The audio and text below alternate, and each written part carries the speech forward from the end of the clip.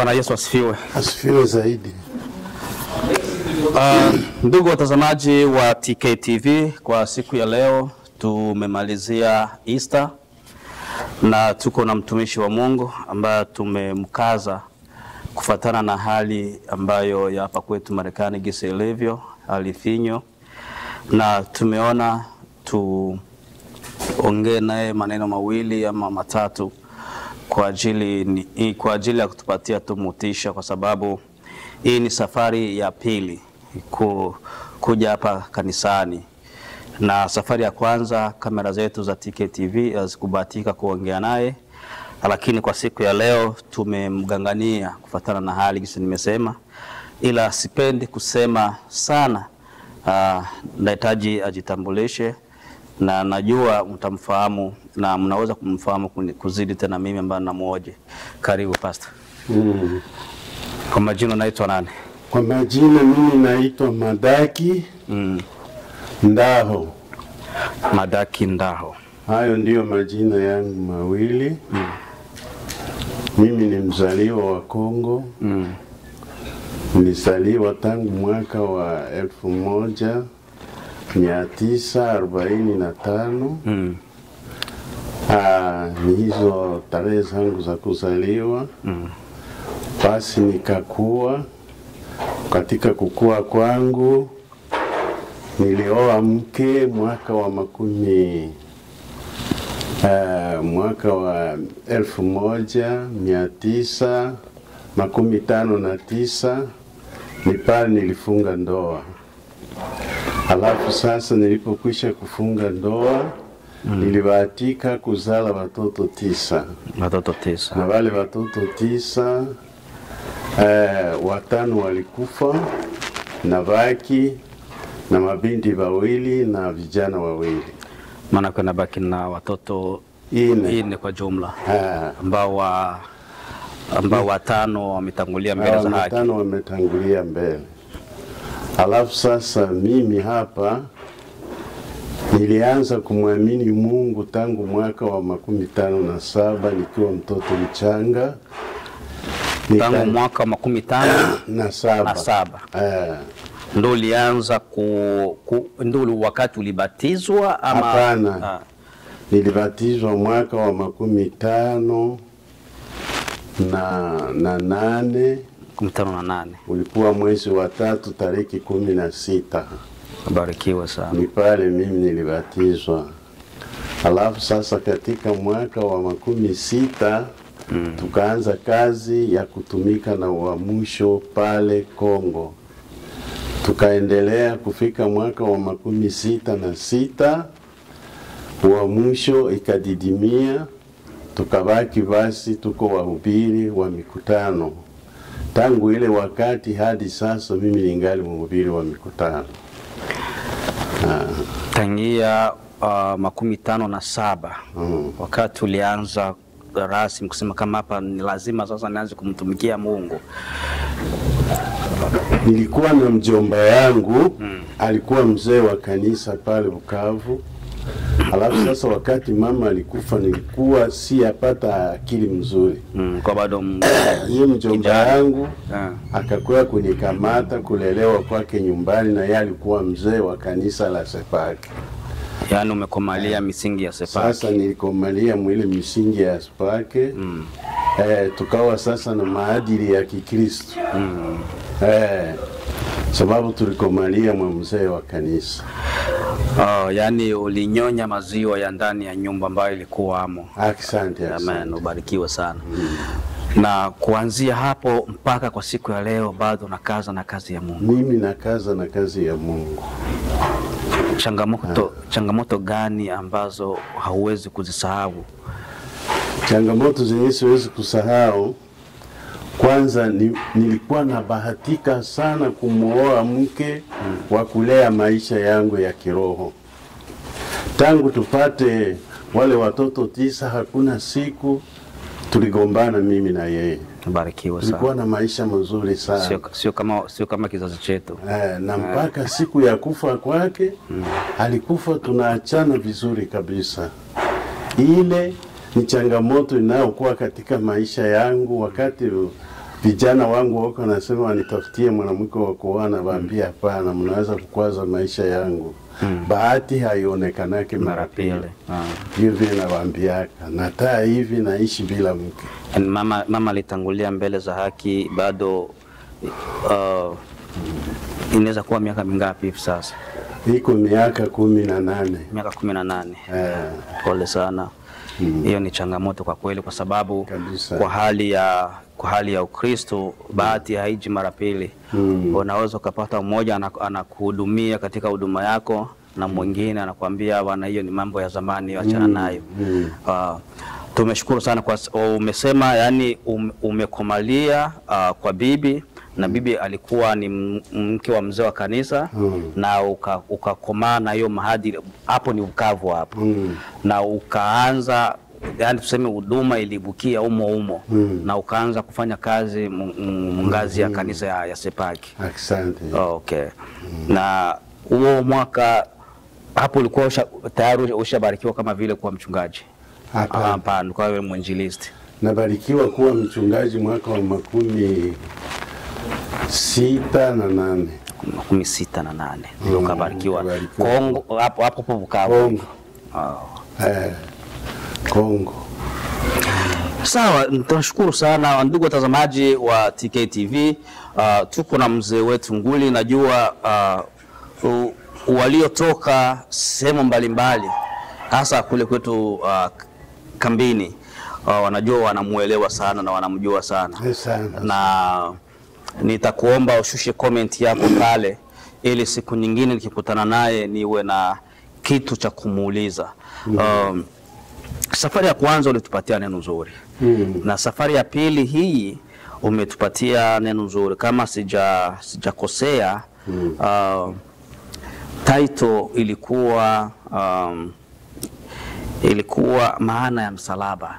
Kama sijakosea, ilikuwa ni maana ya msalaba ama nini maana ya msalaba? Mambo niliyokuwa natayarisha kwa kuongelea mkutano, tulianza na unabii wa Pasaka. Unabii wa Pasaka. Ni kwa ufupi tu, usiende sana tu. Nikaeleza unabii wa Pasaka. Baada ya kumaliza unabii wa Pasaka, ndio sasa nikasema nitaongea msalaba.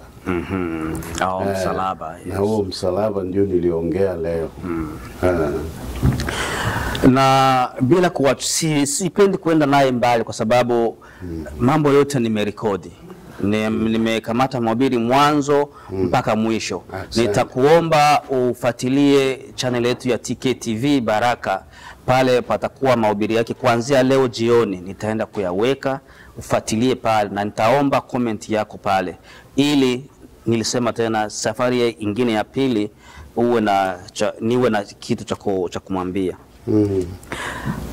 Na hivi sasa hapa Marekani una miaka mingapi? Hapa Marekani una miaka mingapi sasa? Niko na miaka 2 na miezi 3. Miaka 2 na miezi 3. Naona kama kanisa hili linakujali sana. Haona hata muda wa kusema kama basi ngoja nikuje kuhudumia watoto wako, kuja kuhamia hapa kuhudumia watoto wa hapa. Mapenzi ya Mungu yatimiliki. Mimi akiwa na mke hahamake. Mwenye kuoa ndiye anahama. Mwenye kuoa ndio anahama. Ningekuwa na mwanamke ningehamia hapa. Sababu imani yao tunaungana. Nina swali. Swali ni kusema changamoto ambazo mnazozipata mkuhubiri. Wewe ni mhubiri ambaye nikisema wewe ni mhubiri mbobezi. Kitu ambacho umekifanya hapa sio rahisi, cha kuhubiri na kuruhusu watu waulize maswali. Sio rahisi kwa wahubiri wengine, kwa sababu inawezekana naweza nikasema hawana muda wa kuandaa neno sijui na nini. Kile ambacho nyinyi wachungaji, kulikoni zile pesa ambazo mnaita watu kutoka nyumbani hasa Tanzania, mnaandaa maelfu na maelfu, mnatuma wahubiri waje Tanzania waje kuhubiri hapa. Kwa nini zile pesa ziwezi kuwa zinaandaliwa sehemu ili kufanya rotation ya wahubiri sisi kwa sisi? Amuni kama tunajishushia heshima sisi wahubiri wa Marekani? Ile inaangalia wakubwa ya kanisa. Wakubwa ya kanisa ndio wanaweza kuunganisha mambo kama yale na yanazalisha matunda. Kwa sababu wahubiri wa Tanzania washaona kama vile Marekani ndio ofisini. Sijui kama hilo unaliona. Nalijua. Yaani wakishapata mwaliko basi wanajizolea mamilioni. Na wakati mimi pointi yangu ni kusema kama nyinyi wahubiri mnaonekana kama vile hamjui kuhubiri. Na jambo la pili, kwa nini nimeshaona kitu mara pili, na ndio maana napenda nikuulize, kwa sababu umeshaona vingi na umeshapitia mengi. Kwa nini ibada zetu za kawaida ukiita watu msalabani hawaje kuombewa, lakini wakiona mtu kutoka nje ukiita watu msalabani wanakuja wengi? Kwa nini? Hili linavutia sababu neno la mgeni linamaliza kiu kama maji ya baridi. Neno la mgeni linamaliza kiu kama maji ya baridi. Pointi yangu ni kusema, ama wale wanaona kama vile wale watumishi wa pale hawana nguvu za kuombea wagonjwa? Hapana. Kuombea wagonjwa ni huduma ya kila mhubiri.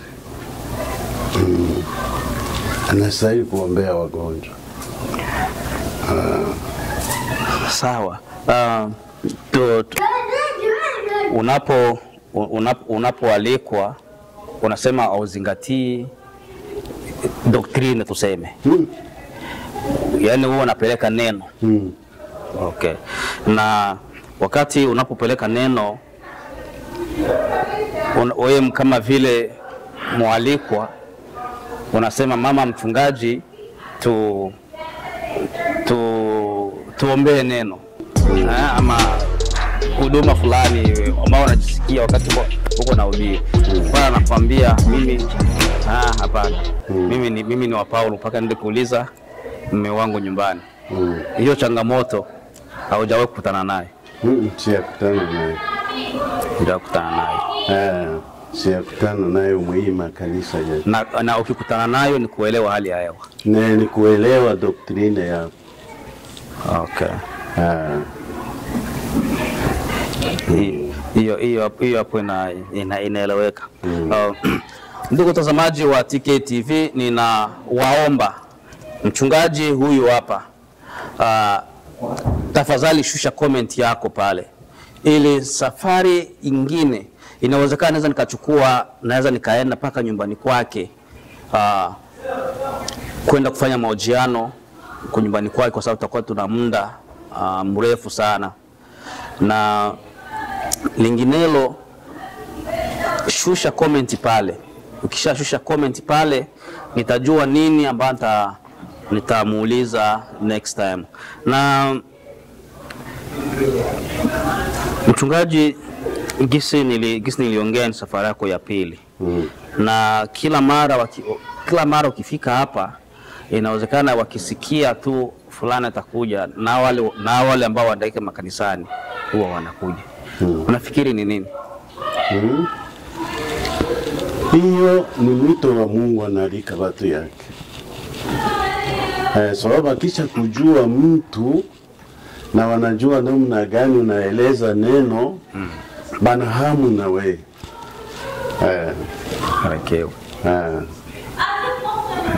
Nimeshaliona mara pili. Sema ni nani? Biko anauliza ni nani? Ni yule. Nasema sitakosa. Nikasema hili neno lazima nitakuuliza. Ni kwa ajili ya nini? Na umeshajibu. Ni wito ambao Mungu ameweka ndani yako. Una nini cha kuambia watazamaji ambao wanatuambia kwa sasa hivi? Kwa ufupi tu. Nini ambacho unaweza kuambia watazamaji ambao wako natuangalia kwa sasa? Tunaweza kuambia bazingatie imani ya Yesu Kristo. Tuzingatie imani ya Yesu Kristo. Sababu duniani tuko wasafiri. Kama mababu zetu hawako walishapita na sisi tutapita. Hatuna mji wa kudumu hapa duniani. Ni kile cha lazima zaidi. Sito nukuu, najua mmemsikia mchungaji Gisa amesema tuzingatie ni Yesu Kristo, ni yule umoja tu, na sisi ni wapitaji hapa chini ya jua. Tuko pamoja na wewe. Hii ni TK TV. Usikose kulike, kushare, kusubscribe. Tuko pamoja na wewe. Tunatoa vipindi kila siku. Fuatilia tuko Facebook TK TV, Instagram TK TV, tuko Twitter TK TV, na tunapeana habari kila siku. Sio hapa tu. Nyumbani kwetu ukipenda kujua habari ambazo zinapitika za siasa za nini kila kitu, tunahabarisha kila siku. Karibu tena, usikose kujiunga nasi. Chao. Barikiwe. Barikiwe.